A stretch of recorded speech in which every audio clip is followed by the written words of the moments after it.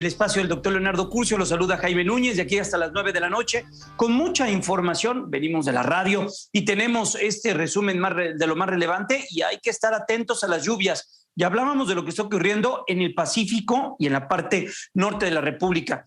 Alerta en la Ciudad de México por la lluvia, Hay alerta sobre las lluvias que persisten y persistirán para las siguientes horas. El Estado de México también está elevando esta alerta por posibles inundaciones, y es que van a seguir las lluvias en prácticamente toda la República Mexicana, muy en particular en el noroeste del país. Están recibiendo las bandas nubosas y la lluvia y el viento de Key amenaza ya con alcanzar mayor fuerza, se acerca a las costas de Baja California Sur. En Nuevo León, las precipitaciones han dejado al menos 5 personas muertas, 2 más desaparecidas. Una familia en Cadereyta murió, la arrastró la corriente de agua. La Fiscalía de Sonora confirma la localización de 2 trabajadores de la Comisión Federal de Electricidad que habían reportado como desaparecidos luego de un presunto ataque armado por integrantes del crimen organizado en Sonora. 2 trabajadores más fueron localizados con vida luego de ser quemado su vehículo. A propósito del tema de seguridad, Marcelo Ebrard declaró que son unilaterales las alertas de viaje a México. Explica que México también puede tenerlas, pero esos mecanismos no funcionan y sería alerta contra alerta. No hay mucho que hacer en ese sentido. La Suprema Corte de Justicia nuevamente pues pospone la votación, la deja para el próximo jueves. Incluso hay posibilidad de que se cambie el documento que estaba a discusión. Así lo dice el ministro Luis María Aguilar. Para que a su vez me permitan analizar, reflexionar, inclusive para poder asumir o contradecir algunas de las reflexiones que se han sustentado aquí, y el próximo jueves me permitan hacer una exposición al respecto, inclusive con el deseo de saber si debo, frente a ustedes, retirar el proyecto para reelaborarlo. El Senado se instala en sesión permanente, están por dictaminar la reforma del control de la Guardia Nacional a la Sedena. Vamos a platicar con Yulem Rementería, coordinador del grupo parlamentario del PAN. Y hoy el presidente Andrés Manuel López Obrador pues reconoce esta mañana que cambió de opinión cuando vio pues de qué se trataba y el tema que tiene que ver con la inseguridad. Así lo dijo. Sí, cambié de opinión ya viendo el problema que me heredaron. ¿Cómo enfrentar el problema de la inseguridad? Sí sabía yo desde el principio, y estoy absolutamente convencido, que la paz es fruto de la justicia, y eso es la base de la política de seguridad. Bueno, parte del mensaje del presidente. También vamos a detenernos en lo que está ocurriendo al interior del Revolucionario Institucional, de lo que se ha dicho sobre Alejandro Moreno, de lo que viene con esta propuesta de que la ex Guardia Nacional o que las fuerzas federales, en caso de la seguridad, se queden hasta el 2028. De esto y más, al regresar de la pausa, no tardamos, Es un privilegio enorme, de verdad, y un reto fantástico, profesionalmente hablando, estar al frente de este espacio con lo que significa estar en sustitución del doctor Curcio. Para mí siempre es un privilegio poder acompañarlos todas las noches en torno a las frecuencias tanto de la radio como de la televisión.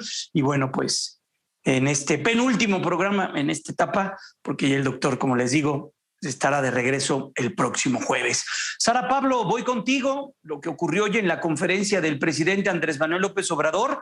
Y bueno, pues sí, es noticia y lo destacan muchos de que pues reconoce que cambió de opinión cuando llegó y vio lo que se trataba, no de lo que se trataba, porque tampoco es eso. El presidente perfectamente sabe, es un político de toda la vida, es un político que sabe mucho, es un personaje de la política, de los últimos años de la política mexicana, que conoce bien lo que está sucediendo en el país. Y bueno, pues ya una cosa era el discurso de opositor y lo que significaba y todo lo que decía. Ya quienes confiaron en él y quienes votaron en él por ese proyecto, pues hoy les dijo, pues ciertamente el tema de la inseguridad es mucho más profundo y el ejército es fundamental para atenderlo. Sara, te saludo y te escucho. ¿Cómo te va? Muy buenas noches.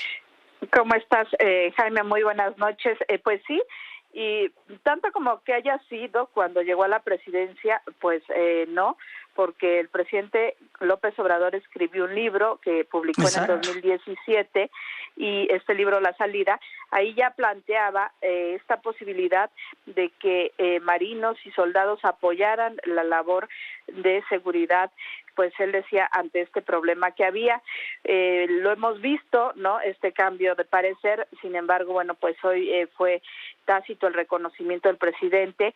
Dijo, cambié de opinión sobre la participación al darme cuenta de la gravedad del problema y los pocos elementos para enfrentarlo, ya no digamos en calidad, sino en cantidad.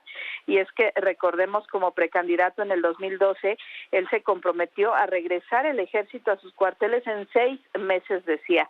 Sin embargo, pues esta visión se modificó con el paso del tiempo y seguramente pues ya con la llegada a la presidencia terminó de convencerse. Dijo que percibió que no había seguridad para la gente y que el pueblo estaba en estado de indefensión con un combate selectivo a bandas del narcotráfico. Y bueno, pues dijo que tan solo en número, él cuando gobernó la ciudad pues eran 100,000 elementos y él cuando llegó a gobernar el país tenía 20,000 elementos, digamos, operativos de la Policía Federal, y volteó a ver y bueno, pues estaban ahí 350,000 elementos de Marina y Defensa, y pues seguramente ahí fue cuando dijo, va el ejército en esta labor. Así lo señaló. Sí, cambié de opinión ya viendo el problema que me heredaron. ¿Cómo enfrentar el problema de la inseguridad? Y vi la gravedad de que no se tenía con quién. Imagínense, para toda la República, 40,000 elementos, la mitad administrativos, la mitad operativos, 20,000 de la Policía Federal. Era lo único. Para todo el país, 20,000 y echados a perder, no todos, desde luego, 5 cuarteles. Y al mismo tiempo, 350,000 elementos de Marina y de Defensa, con instalaciones, con disciplina, con profesionalismo. Y bueno, pues así el reconocimiento, y hoy también el presidente da la bienvenida a la propuesta del PRI, al menos en la Cámara de Diputados, esta iniciativa para que se establezca un plazo en la Constitución sobre la intervención de las Fuerzas Armadas en tareas de seguridad. Ya hay ahora una autorización del Congreso, pero que este periodo vaya más allá de este sexenio, por ejemplo, hasta el 2028, como lo planteó el Tricolor, y que posteriormente se evalúen los resultados de que la Guardia Nacional, dijo el presidente, dependa del ejército y entonces se realice una consulta ciudadana. Aplaudió que el PRI rectifique, dijo, en su alianza con el conservadurismo y sugirió que pues para eso está el divorcio. Hace bien el PRI en rectificar. Es que desde Salinas se empanizaron, pero ya cuando iniciamos nosotros con la Cuarta Transformación, ya es el descaro, fuera máscaras, y hacen un bloque. Entonces, ¿dónde está la declaración de principios, el programa de acción? ¿Dónde está la identidad? ¿Dónde quedó? De un partido y del otro, porque si Manuel Gómez Morín resucitara, se volvería a morir también. ¿Qué ha ganado el PRI con esa alianza? Bueno, ni el PAN, pero le ha ido un poco mejor. Si el PRI plantea ayudar, haría muy bien. Y que se deslinde del conservadurismo, de lo rancio. Si les está yendo mal, pues solo que sean masoquistas, si por eso existen los divorcios. Pues ahí las sugerencias claras que le hace el presidente al PRI. Y ya en otro tema, hoy reconoció que al tratar el asunto en la conferencia mañanera ejerció presión sobre los ministros, esto para resolver la permanencia de la prisión preventiva oficiosa. Dijo que pues él sabe de la fuerza de la opinión pública, no es como antes que les eche una llamada, pero sí, pues desde esta tribuna, que es el Salón Tesorería, desde ahí pues hace este tipo de comentarios, y él reconoce que es presión porque, dijo, antes los jueces, magistrados y ministros actuaban en el anonimato. ¿De presión de aquí? No. Nosotros no somos iguales. Puede ser que sí sea presión, porque tocamos el tema, sí, porque cómo no vamos a tratar el asunto si es delicadísimo. Tú dices presión. No, yo no hablo con los jueces, yo hablo aquí, porque yo sé la importancia que tiene la fuerza de la opinión pública. O sea, en una democracia. Antes, como el pueblo no se enteraba, ¿qué hacían los jueces? ¿Qué hacían los magistrados, los ministros? Ni se sabía quiénes eran. En el anonimato podían hacer cualquier cosa. Pues ahí parte de lo ocurrido esta mañana, Jaime. Pues sí, veremos qué es lo que ocurre, Sara, en ese sentido. Oye, Sara, y hoy atendiendo esto que dijo el presidente de la República sobre lo que tiene que ver con la estrategia de seguridad y el ejército, me remito a un tuit de José Antonio Crespo que dice: no, AMLO no cambió de parecer sobre militarizar la seguridad en 2018. Era su plan desde el 2006, pero por 12 años, ya lo dice y es una valoración del propio José Antonio Crespo, dice, engañó a la ciudadanía ofreciendo exactamente lo contrario. Y me voy a una nota que acompaña este tuit de Infobae que dice: un cable diplomático, el 06 México 505, filtrado por el sitio Wikileaks hace 11 años, expuso que desde el año 2006 Andrés Manuel López Obrador confesó al embajador de Estados Unidos, Tony Garza, que en caso de ganar la presidencia de México, su intención era darle mayor poder al ejército para hacerse cargo de la seguridad pública. Y me metí a Google con este cable, o sea, puse en Google cable 06 México 505 y veo una nota firmada por Alberto Aguirre el martes 19 de abril en La Jornada, en El Economista, martes 19 de abril, que dice: de los 3 punteros de la carrera presidencial del 2006, el abanderado de la coalición por el bien de todos, Andrés Manuel López Obrador, fue el último en aceptar la invitación del entonces embajador de Estados Unidos en México, Tony Garza, para desayunar.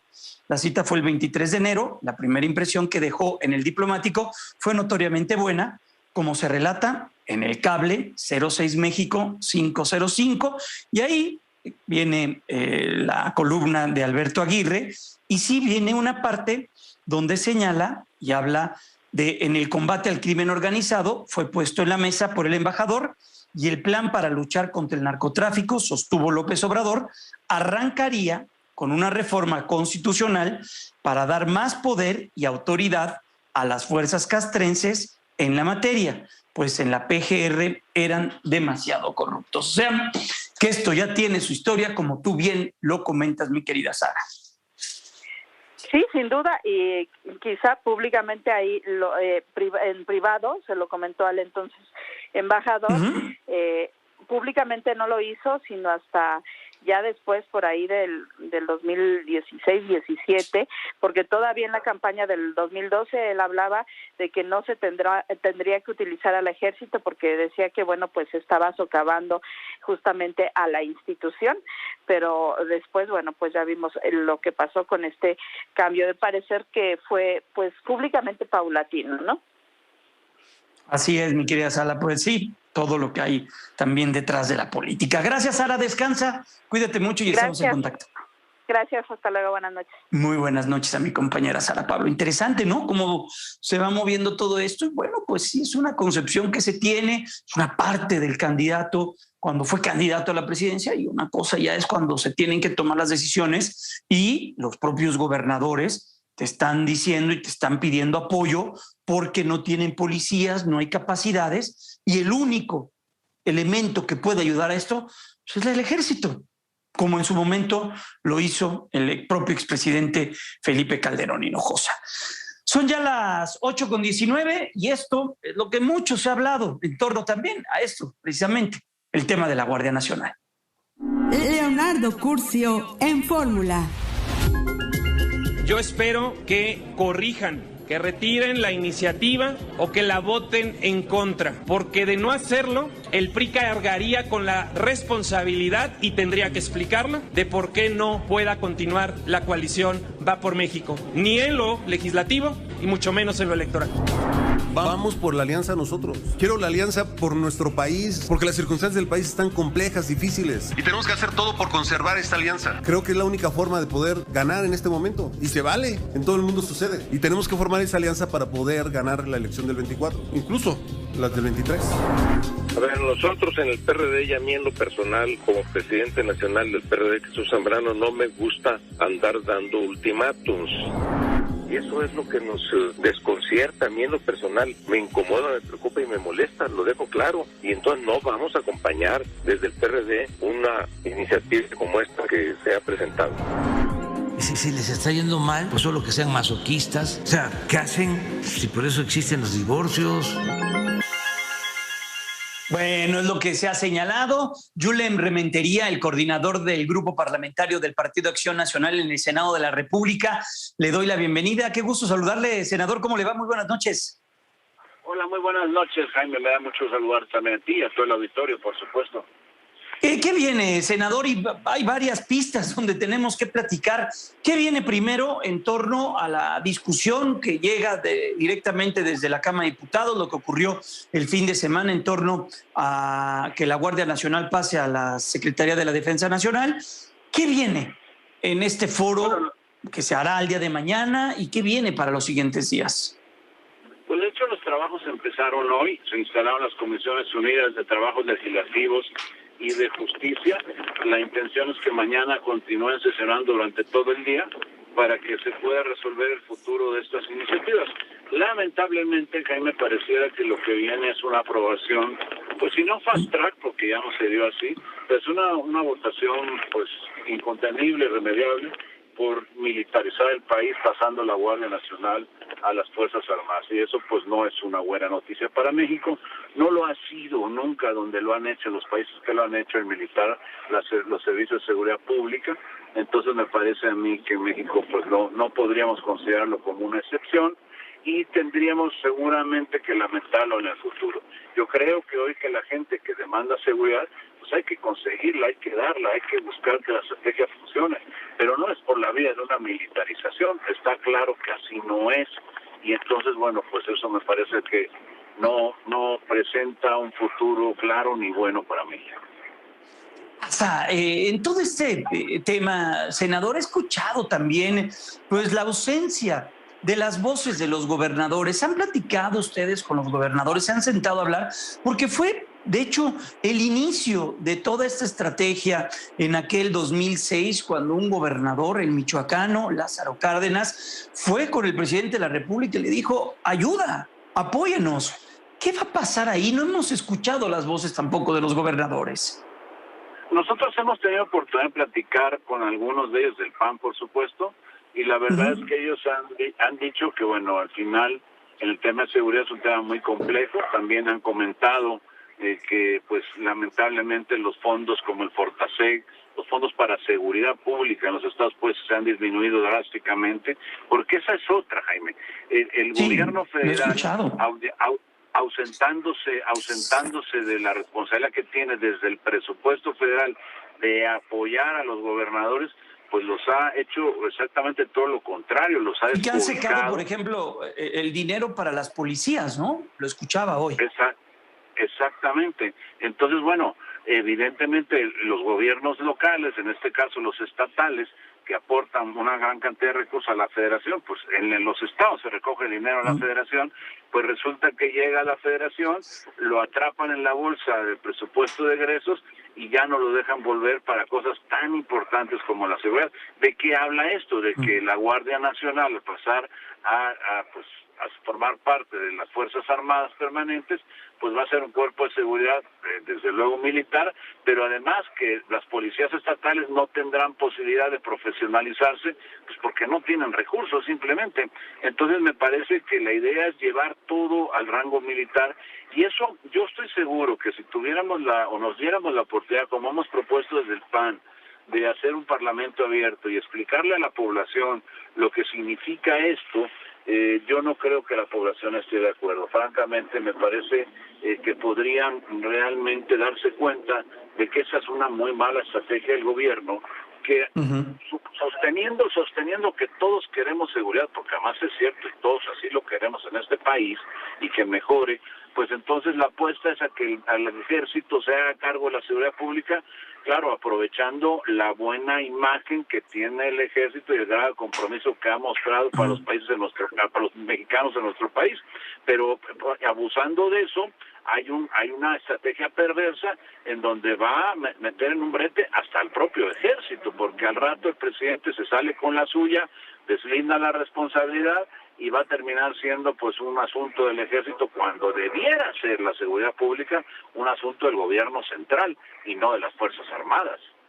Estamos platicando con el coordinador de los senadores del Partido Acción Nacional en la Cámara de Senadores, Julen Rementería. Coordinador, en torno a los votos, ¿qué viene? Porque tengo entendido es mayoría simple, ¿verdad? 3/4 partes y pasa con esto. Es correcto. Pues, si fuera la iniciativa que se presentó por una diputada del PRI, que es reforma constitucional, ahí sí necesitaría mayoría calificada. Entiendo. Estas que se están discutiendo son mayoría simple, porque son reformas a leyes secundarias que con una mayoría simple tendrían pues suficientes votos para aprobarse. Esos ya los tiene Morena y sus aliados.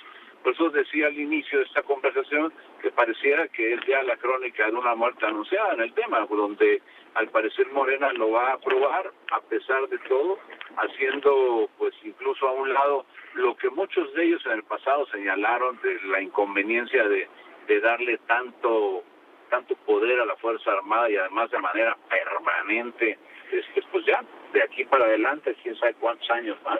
Entonces me parece que ya lo quieren aprobar muy rápido, tal vez el jueves, el viernes, y eso pues significa un gran retroceso. Porque además hay que observar, Jaime, que este gobierno no es solamente la seguridad pública, sino ha venido haciendo una gran cantidad de labores que hacía antes la administración civil, los civiles pues en este país, las ha ido trasladando al ejército, a las Fuerzas Armadas, sin ninguna justificación más que aquello en lo que se basa que con el combate a la corrupción, o el combate a la corrupción tuvieron que construir los militares el aeropuerto, tuvieron que construir los militares el Tren Maya, tuvieron que construir los militares bancos, tuvieron que construir, entonces una gran cantidad de cosas que la verdad no se justifica.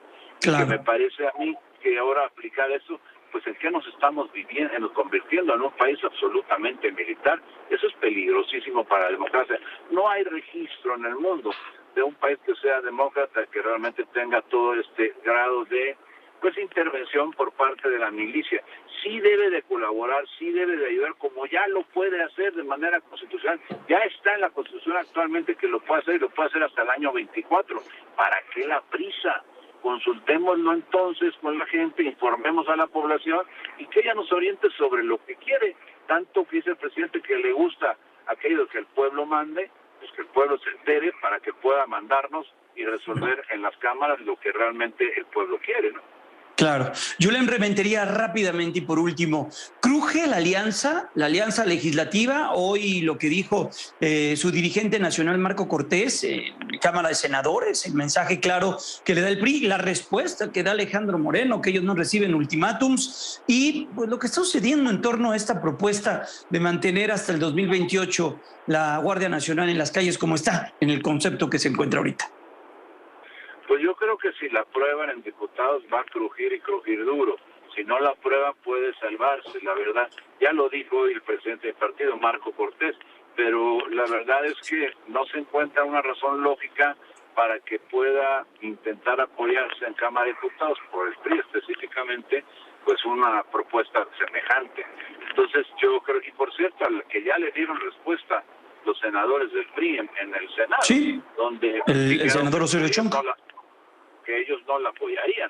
Entonces, bueno, pues es una propuesta que si pasara en diputados, pues se muere en el Senado, porque no tendrían los votos suficientes para aprobar una reforma constitucional. Ahora, es una pena que vaya a ponerse en riesgo pues un proyecto mayor, porque no es solamente la Guardia Nacional, vienen reformas como la electoral, vendrán algunas otras más, tiene la posibilidad de construir una alianza electoral también, que podría significar mejores oportunidades en el futuro.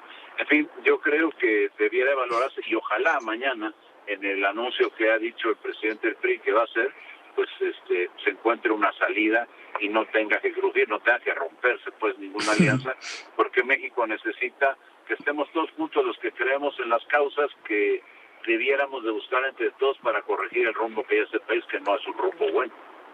Coordinador, muchas gracias. Bueno, escucharlo, atento también a lo que va a ocurrir en el Senado de la República, y regresaremos con ustedes en estos días que serán fundamentales en el debate que tiene que ver con la Guardia Nacional. Cuídense mucho. Muy buenas noches. Con mucho gusto, Jaime. Un saludo a ti y un saludo a toda la auditorio. Muy buenas noches. Gracias. Es Yulem Reventería, el coordinador del grupo parlamentario del Partido Acción Nacional en el Senado de la República. Le damos la bienvenida a Edna Jaime, que ya se encuentra con nosotros, directora de México Evalúa. Edna, qué gusto, enorme poder verte y saludarte. Muy buenas noches. Lo mismo digo, Jaime. Muy buenas noches.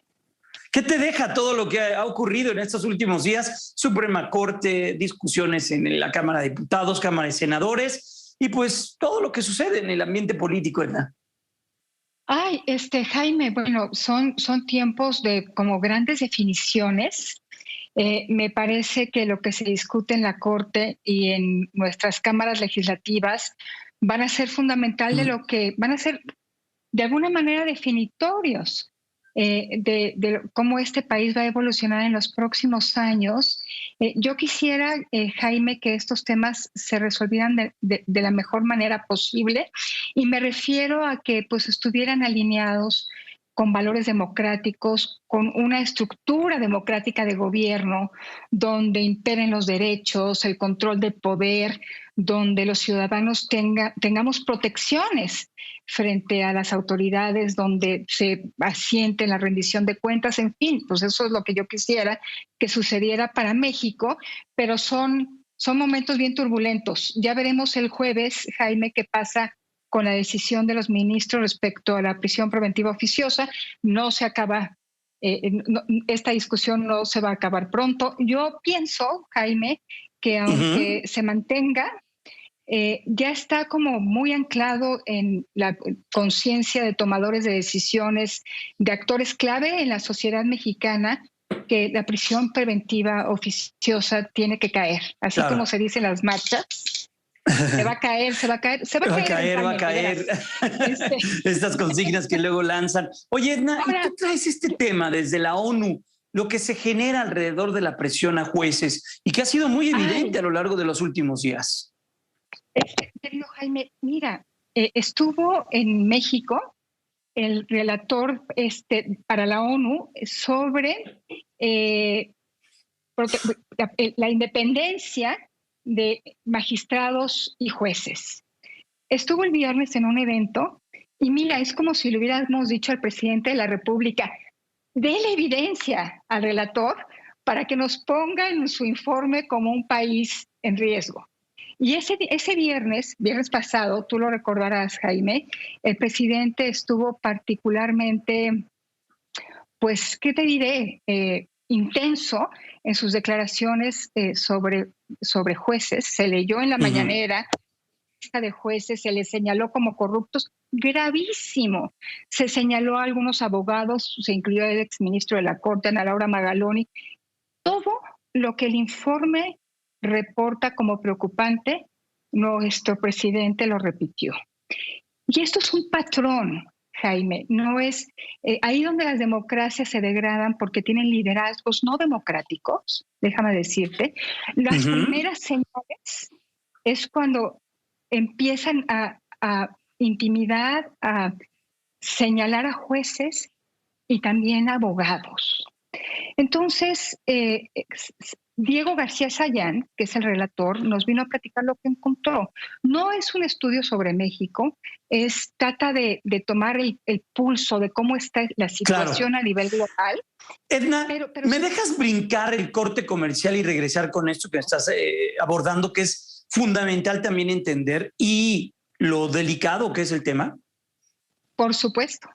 Claro. Vamos a una pausa comercial y regresamos para seguir platicando con Edna Jaime con ese tema importantísimo, sí, la presión que luego se ejerce a los jueces y magistrados. Regresamos. 7 minutos. Edna, nos decías de esto que arroja un estudio de la Organización de las Naciones Unidas y puntualizabas bien, no elaborado solamente para México, pero sí deja ver los riesgos que existen en las presiones del poder ante el Poder Judicial.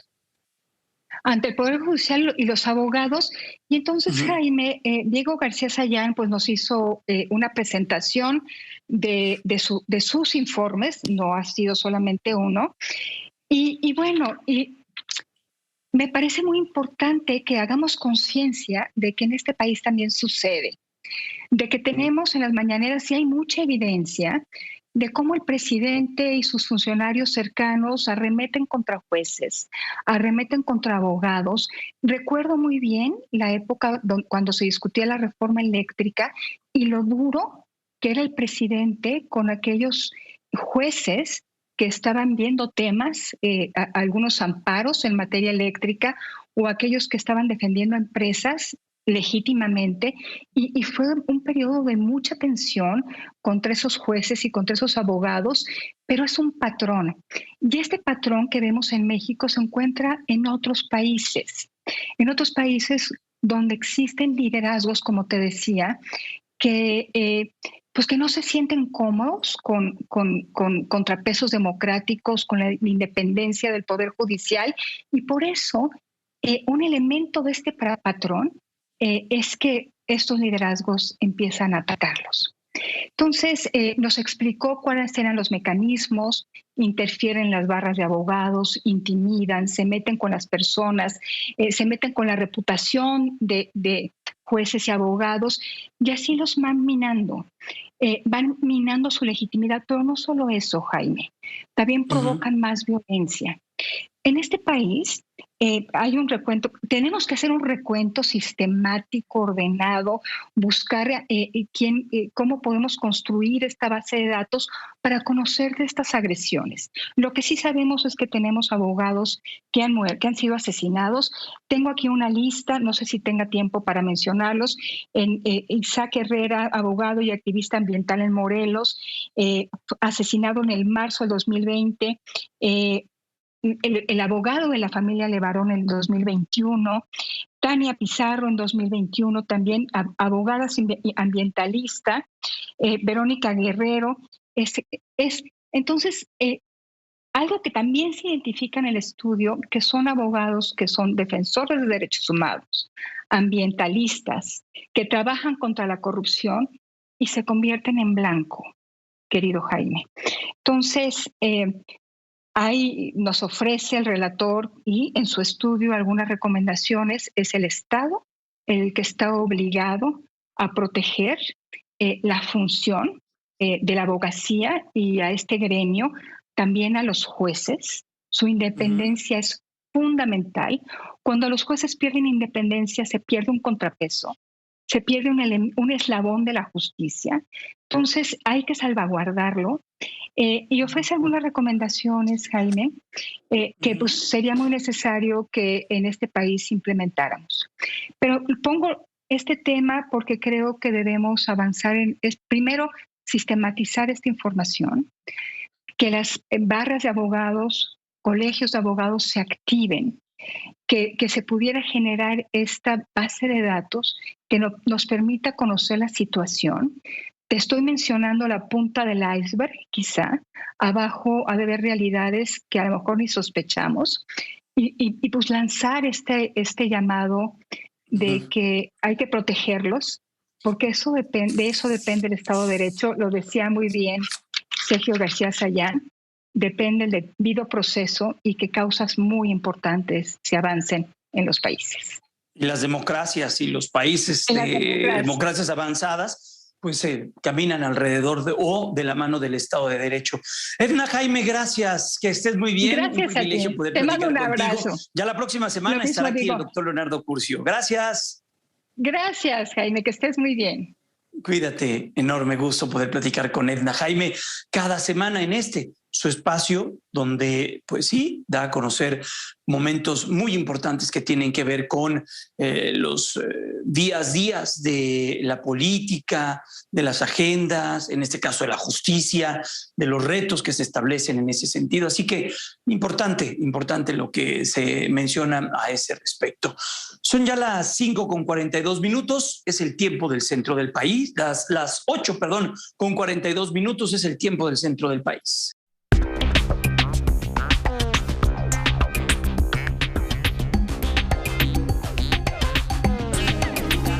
Adolfo Martínez Palermo. Él es investigador médico y miembro del Colegio Nacional, que nos va a hablar de algo apasionante.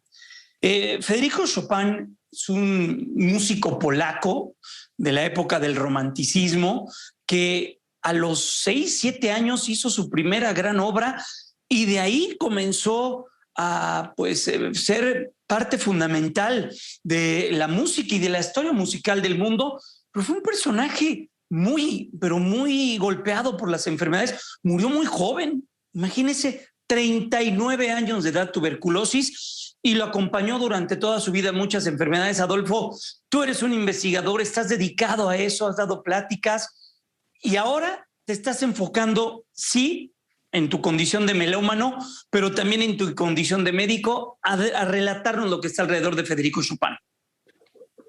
Sí, así es. Muchísimas gracias por invitarme a estos minutos. Chopin indudablemente es uno de los favoritos del público, es realmente muy querido.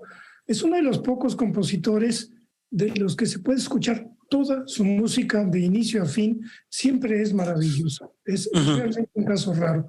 Pero sin lugar a dudas fue una persona muy enferma.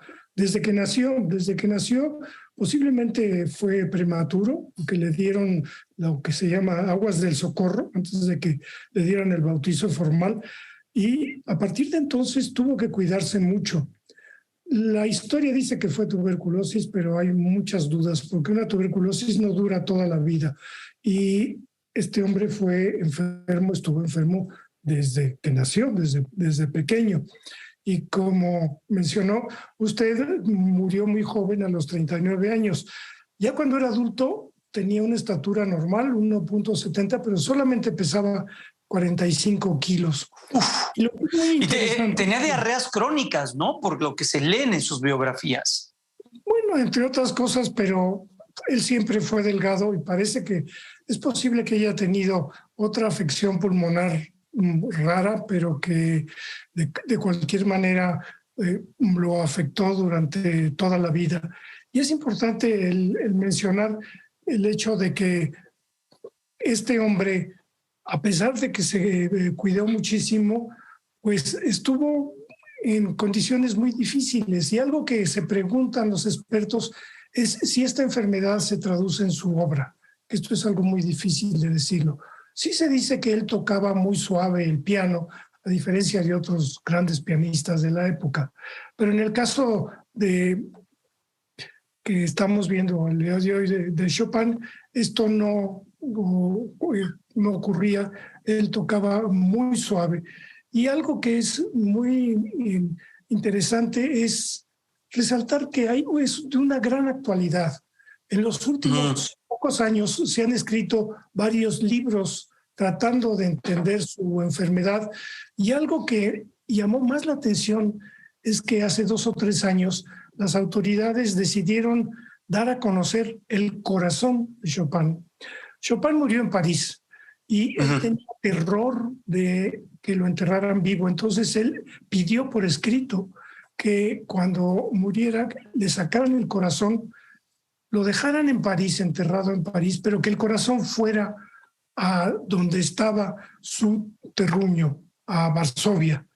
Y Polonia. En peripecias, su hermano lo llevó finalmente a Varsovia, y después en la Segunda Guerra Mundial, con muchas complejidades, finalmente llegó el corazón a la iglesia del Sagrado Corazón en el corazón de Varsovia, y ahí está en un pilar. Y hace 2 o 3 años las autoridades decidieron sacar este corazón, que está en un envase, posiblemente con coñac, y trataron los investigadores de conseguir un trozo del corazón para hacer un análisis del ADN del corazón de Chopin. Wow. No se les permitió. Y entonces lo único que se les permitió fue fotografiar el corazón. Algunos dicen, y hay varios artículos en revistas muy importantes de medicina, muy recientes, de los últimos años, unos dicen que fue tuberculosis, otros dicen que fue otra enfermedad que también se traduce como padecimientos del sistema respiratorio. Entonces, la duda persiste, sigue siendo muy actual, pero indudablemente es la historia de un grandísimo compositor que toda su vida... Hacia 1849, que es cuando muere Federico Chopin, el mundo vivía también esas grandes pestes, esos momentos difíciles donde pues, las ciudades urbanas crecían y la gente enfermaba de temas que tenían que ver con problemas gastrointestinales y se podían morir porque la ciencia no había avanzado del todo. Era esa época de la humanidad, ¿no? También la que vivió esa parte Federico Chopin. Sí, por supuesto. La medicina en aquel entonces, bueno, prácticamente se reducía a consolar a los enfermos. Tenía poco que hacer y lo que se acostumbraba era lo de siempre, las sangrías y producir el vómito de los pacientes y la diarrea. De hecho, Chopin tuvo una hermana que murió muy joven, también de un problema de pulmonar, y murió justamente cuando le hacían las sangrías. Entonces, cuando Chopin estaba ya muy enfermo en París y lo vieron más o menos 40 médicos a lo largo de su vida. Y al final, cuando querían tratar de ayudarlo cuando estaba en sus días finales, trataron de hacerle sangrías y dijo, no, yo no quiero sangrías porque así murió mi hermana. Entonces sí, pudieron hacer muy poco en realidad. Claro. Y finalmente falleció muy joven, como habíamos mencionado. Estamos platicando con Adolfo Martínez Palomo, investigador médico y miembro del Colegio Nacional. Adolfo, ¿y cómo convivió y cómo creó sus obras acompañado del dolor, o el dolor y la enfermedad son parte, y déjeme decirlo con esta crudeza, de su éxito y de la sensibilidad que tuvo como músico? Bueno, esto es una forma de decirlo. En realidad él no tuvo dolor, él lo que tenía es cansancio. Se quejaba mucho de que se cansaba cuando interpretaba, y de hecho por eso, según sus biógrafos, no le gustaba dar recitales en grandes auditorios, y él se reducía solamente a interpretar el piano en sitios como los salones franceses de moda, donde había poca gente, y él no tenía que tocar con gran intensidad para que lo escucharan. Entonces su vida fue una vida de un individuo cansado, pero por fortuna no sufrió de dolor por la enfermedad que tuvo, que lo que piensan otros expertos es una enfermedad relativamente común desde el punto de vista de hereditario. Es la enfermedad hereditaria más común en el norte de Europa, es la fibrosis quística. No vamos a entrar en detalles, pero es algo que traduce síntomas más o menos semejantes a los de la tuberculosis. Y Adolfo, es la gran disputa de los expertos. Y todo este trabajo y toda esta investigación que lo mueve y que lo apasiona, se podrá ver el próximo jueves 8, ¿verdad? De septiembre.